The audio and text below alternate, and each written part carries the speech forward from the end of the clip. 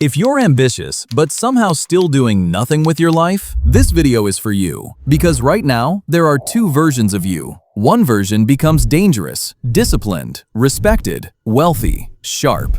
The other version keeps saying, soon. And every day you delay, one of them gets stronger. The other disappears. Here's the brutal truth. Your biggest problem is not lack of talent. It's not bad luck. It's not that you're cursed. It's that you keep confusing desire with progress. You love the idea of success. You replay the fantasy, the money, the physique, the freedom, the glow up, the respect, the family being proud. But when it's time to do the boring work, you vanish. And that gap between what you imagine and what you execute is where self-hate is born. You know it deep down. You're not scared of failure. You're scared of finding out what happens if you actually try. Because then there are no excuses left. Let me be brutally honest. Potential feels good. Reality feels heavy. Potential lets you dream without risk. Reality demands sacrifice. That's why millions of ambitious people stay stuck for years. Not because they're weak, because fantasy is comfortable, and comfort is addictive. Let me describe your week. You wake up tired. You promise yourself, today will be different. You'll lock in. You'll be productive. You'll finally start. Then one notification becomes 20 minutes. 20 minutes becomes an hour. One video becomes 6. One small break becomes another lost day. By night, guilt arrives. You start planning again. Tomorrow will be the real start. Tomorrow becomes next Monday. Next Monday becomes next month. Next month becomes another year. Read that again, mentally. You are not failing in one dramatic moment. You are failing in tiny, comfortable moments. That is how lives collapse, quietly. Most people think failure looks like disaster. No, failure usually looks like routine. Same bed, same excuses, same habits, same income, same body, same complaints, different dates. And the most dangerous part? It starts to feel normal. You begin accepting a life that once would have terrified you. Average energy, average discipline, average results, average dreams edited down to fit average effort. This is where ambitious people suffer the most. Because average people don't feel the pain of wasted potential the same way, but you do. Because somewhere inside you, you know you were built for more. That's why you feel restless. That's why you feel irritated. That's why entertainment doesn't satisfy you for long. That's why success videos excite you for 10 minutes, then leave you empty. Your soul wants movement, but your habits choose sedation. And that internal war is exhausting. You're tired because you're divided. Now listen carefully.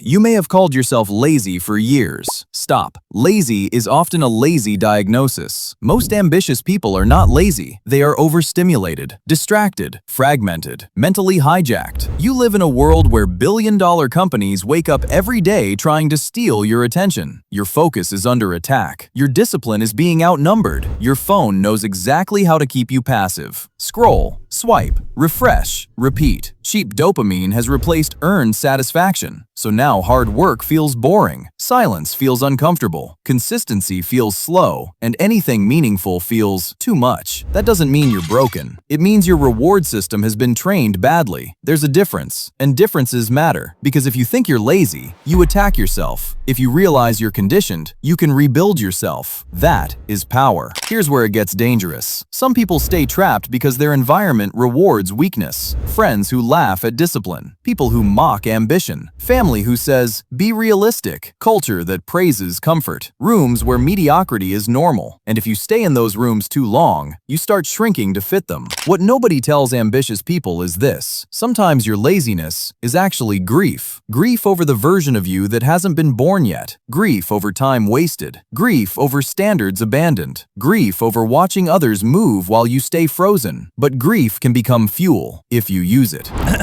There are 5 levels between who you are now and who you could become. Most people never pass level 1. You can, if you're honest enough. Level 1. Stagnation. This is where dreams are loud and actions are silent. You consume motivation. You talk big. You plan constantly. You start nothing. You feel busy while building nothing. This level feels safe, but it steals years. You say you need motivation. No, you need friction removed. Delete distractions. Sleep properly. Move your body. Clean your room. Track your hours. Track your spending. Track your promises. Because what gets measured gets exposed. And what what gets exposed can be changed. Your first win is not money, it's control. Level 2. Awakening. This stage begins the day you stop lying to yourself. You stop saying, "I'm trying," when you're avoiding. You stop calling distraction research. You stop calling delay timing. You stop calling fear thinking. You finally see it. No one is coming. No mentor is appearing from the clouds. No magical Monday is arriving. No motivation wave is saving you. This hurts. Good. Pain is information. Pain says change is overdue. At this level, ask one question. If I repeat the last 6 months for the next 6 years, where do I end up? That question wakes people up fast because the future is usually hidden inside the present. Level 3. Discipline. Ignition. This is where most people break because they want dramatic change, but real change begins embarrassingly small. Wake up on time, make the bed, train 3 times a week, read 10 pages, work 1 focused hour, save money automatically, post content consistently, send 5 outreach messages. 1 hour daily for a year can alter your identity, but ego hates small starts. Ego wants cinematic transformation. Reality wants repetition.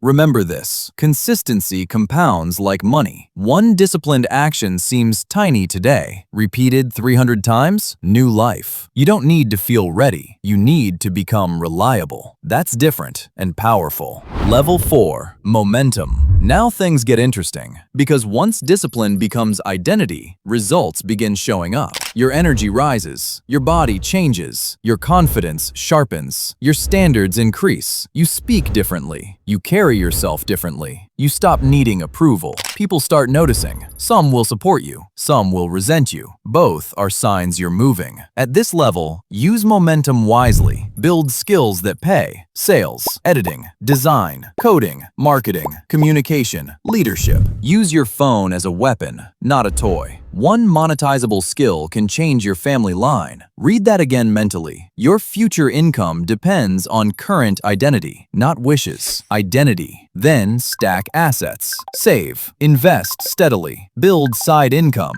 Reinvest profits. Focus creates leverage. Leverage creates freedom. And stage 4 changes everything. Because now, success is no longer theoretical. You've tasted progress. That taste is addictive in the best way. Level 5. Freedom. This is not yachts and fake guru nonsense. Freedom is simpler. Freedom is waking without dread. Freedom is choosing your schedule. Freedom is having money without panic. Freedom is saying no without fear. Freedom is health. Freedom is options. Freedom is self-respect. Freedom is knowing you can trust yourself. That last one matters most because many people have money and still feel trapped. Why? They never mastered themselves. You can't outsource discipline. You can't buy inner peace. You can't rent confidence. These are earned assets. And once earned, no market crash can take them. Why you keep restarting? Let's expose the cycle. You get inspired. You go extreme. You try changing everything overnight. Then you burn out. Then you disappear. Then you feel shame. Then you need motivation again. Repeat. That cycle destroys ambitious people because it creates the illusion of effort without results. The solution? Lower drama. Raise standards. Less emotional speeches. More boring execution. Less new me. More daily me. Less intensity spikes. More systems. Wake time. Work block. Training block. Learning block. Phone boundaries. Savings automation. Simple meals. Clear priorities. This is how dangerous people are built. Quietly. The real cost of waiting. You think waiting costs nothing. Wrong.